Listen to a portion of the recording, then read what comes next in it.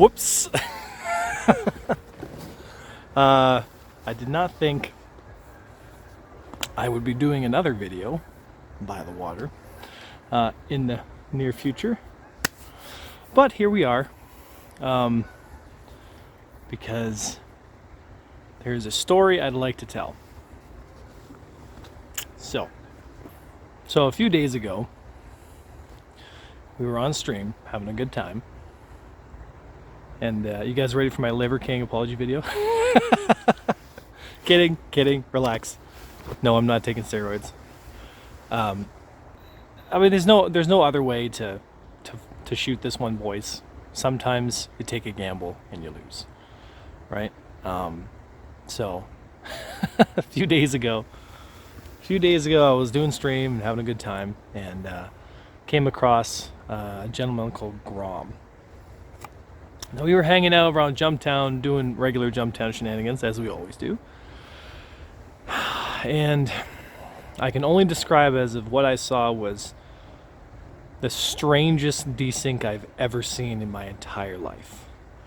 And I knew what my guts were telling me. I knew how I felt, and I was like, all my alarm bells were going off. And so I started assuming. And if we know one thing about assuming, folks, it's that it makes an asshole to me and you. At least that's what I was told when I was young. And the Army definitely taught me that too. And then later on during the day, we ended up having a good battle with a Scorpius. And being in the glaive, I thought, I should be able to stick to the Scorpius pretty good.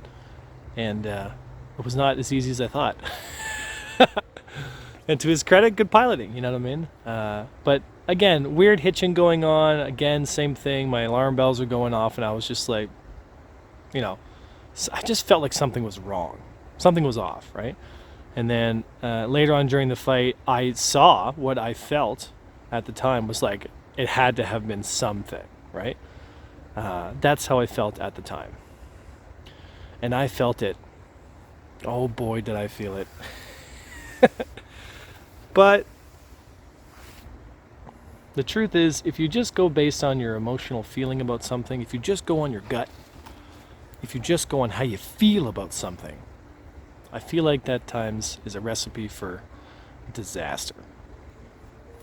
So later on during the day, I made a video, and I was like, I'm gonna nail these guys. I'm gonna get them good. And I was lucky enough to talk to the guy who did end up flying the Scorpius, and he showed me his point of view, and it was legit, right? But the truth is, like, man, sometimes fucking Star Citizen, bro.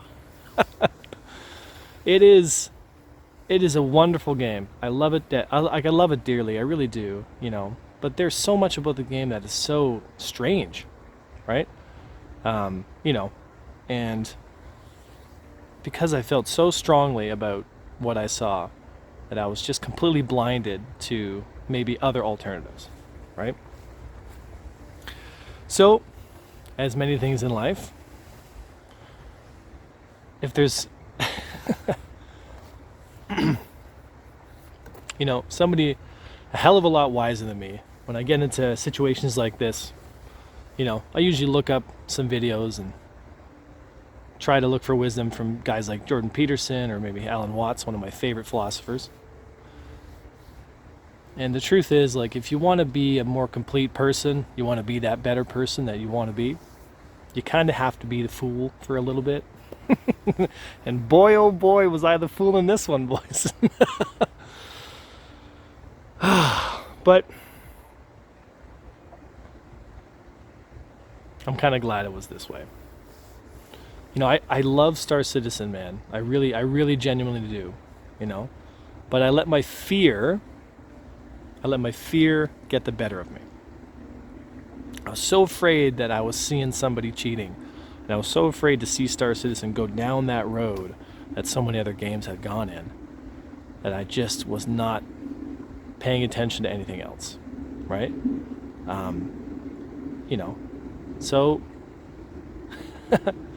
so lesson learned,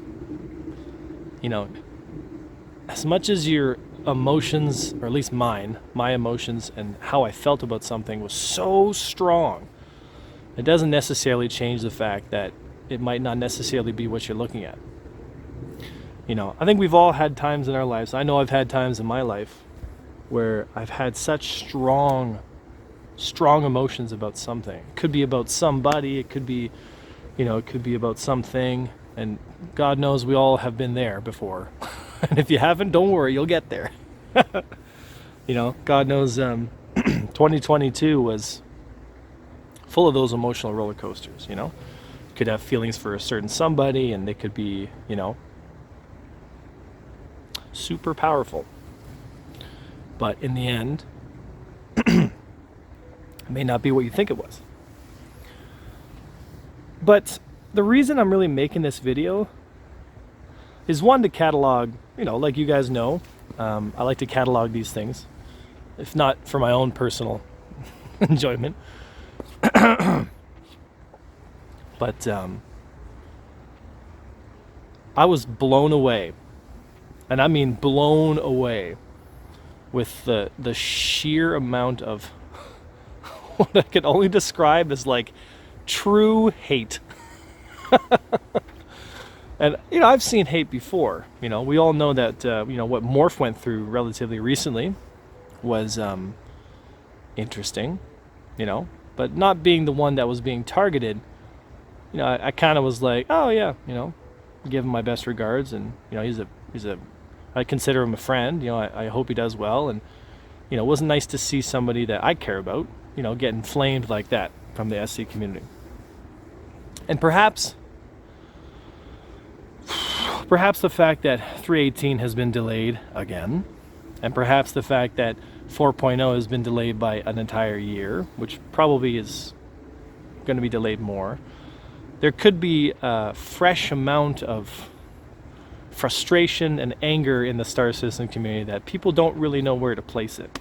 And when things like this come up, it becomes a lightning rod for those people to, I guess you could say, expel that unused energy. And I gotta say, I've never been in a place where I've received that much hate. And it got me thinking, like, I guess I guess that's a good thing. I guess that means we're making waves, we're doing what we're supposed to do. And I just found it surprising. You know, I think there's a lot of people out there who probably struggling with a lot, and God knows gaming definitely is an outlet for a lot of people's frustration, you know. And as I take you guys through this journey, and, you know, you guys have been with me, you know, from the beginning. We've been doing this for about 2 years now. You know, it's wild to see the progression from relatively no attention at like whatsoever to, like, you know, a moderate amount of attention, right? And with that comes a lot of love, and I really appreciate that. And there's a lot of it. You know, there's a lot of folks that come by our Discord and our YouTube channel that really love what we're doing, and they tell me all the time, and it really feels good, you know. But then, you know, when you're dealing with some of these numbers, it's just like, it's hard to understand. Like, it's just, for me, as like somebody who's getting into this whole thing, it's a strange feeling being hated on by people who genuinely don't know who I am, you know. And there was a time not too long ago where I'd look at those people and I would genuinely get upset. But now, not so much. But what it does show me is perhaps the haters are right. Perhaps I guess I am a little bit of a white knight that, you know, has positive outlook on CIG's performance, and perhaps I am too egotistical in some situations. Perhaps that does blind me. But if there's one thing I feel like I've gotten better at as the years tick by, it's being able to take any negative situation and turn it into a positive. To me, this is a good learning experience, like a truly good learning experience. So even though I'm sitting in the relative dark in my woods, which is very, very, very peaceful right now, and it's usually where I go to just clear my thoughts and think and just be a little more centered, I think this was probably one of the better things that could have happened. Because as I take you guys through this journey, these lessons are only going to compound and get better, And, I can't speak for everybody, that's for sure, but I can speak for myself. And that's the next time I get very emotionally charged about an opinion, perhaps analyze it a little more thoroughly before making a snap judgment. We all make assumptions. God knows I do it quite a bit. But raise your hand if you've ever made an assumption about something. I almost guarantee everybody who's watching this little YouTube screen about some Canadian guy in the dark forest, you've probably made assumptions too, right? So, I guess the best thing to do is learn from it, move on, and just keep doing better every day. Just a little bit better, a little bit better, a little bit better. Because if I'm going to go for the things that I want, if I'm going to be that archetypical person in the future, like Jordan Peterson says, right, you have to be the fool. The fool is willing to get ridiculed by the mob. I'm ready to get stoned or tomatoed in the town square. I'm okay with it. I'm alright with it. But remember, folks, we're all human. Just like morphologists, myself, there will be other people who make mistakes. And the best thing to do is to understand, and maybe, just maybe, a little forgiveness every once in a while can go a long way. Because if you forgive, I think, at least for me, you live a happier life. When I've forgiven people who've done things to me or had opinions of me or done things that I felt were negative, but then they've come back around and they've genuinely felt like, man, shit. and I've really, honestly, truly been like, all right, I let go of whatever I was, holding. I just feel so much better. I feel better. And if I feel better, we're all human, so I'm assuming you'd feel better too. But, I'm glad it turned out this way. I spoke with the gentleman on his YouTube video. I said, hey, you got it. Thanks for posting it. And I do genuinely appreciate them posting it, because then I get to see from their point of view, right? So it was good. It was a good learning experience all around. But thanks for listening, guys, to my TED Talk in the forest. This definitely would be the darkest one we've ever done. I'll probably have to jack the lighting up on this, but I guess this is my 1% for today.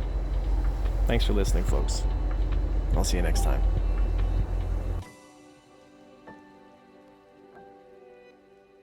If you have done something wrong or you have made a mistake, and somebody makes you ashamed of it and guilty, you run around licking the sores of your wounded ego because you feel your pride has been hurt. The first thing to understand is that it is not a serious failing in a human being to make mistakes. Everybody has to make mistakes. There is no way out of it. You can't learn anything unless you make mistakes. We find, for example, in Japan, the Japanese have a terrible hang-up about making mistakes. They, therefore, never have the courage to practice their English properly. They've had 7 years of English in school, most of it very, very badly taught. And it's irrelevant English. They learn all about Shakespeare and Dickens and Thackeray and Thomas Hardy and so on, and therefore they can't carry on an everyday conversation. It's like the way the English study French, all about pens of gardeners' aunts and things like that. And but they are ashamed to try out their English unless drunk. So if you want to get into conversation with the Japanese in English, you have to go to bars. And then they say university students and so on there will loosen up and talk. Because they no longer have the inhibition, the shame of saying the wrong thing. So likewise, I know a very great anthropologist who was taught music, playing the piano in the same way I was. When I was taught music, the school mom who taught me used to put an India rubber, an eraser it's called in this country, on the top of each hand so that I would have my hands in good posture. And every time I'd play a wrong note, she'd hit my fingers with a pencil. And this great anthropologist had had a similar sort of musical education. And when confronted with the piano in the presence of an absolutely marvelous teacher in San Francisco, she said she was amazed. He was completely incapable of reading notes. He blocked at everything. So another great teacher of the piano I knew said simply, you must not be afraid of playing wrong notes. Just forget it. Play it wrong. And then eventually go over it again and you'll eventually get it right. But you must not block. Always keep the same rhythm going, even if you have to slow it down. But keep the proportionate rhythm of one note to another. And if it's the wrong note, play the wrong note, as long as you play something in the right rhythm. So, you know, this is a way of taking away people's blockage, people's guilt and shame about making mistakes. So you absolutely, freedom means, basically, the freedom to make mistakes. The freedom to be a damn fool. And then not to recriminate with yourself when you do finally realize that it was a mistake, but simply don't do it again. Or at least do it less often. So, you know, this is the puzzle.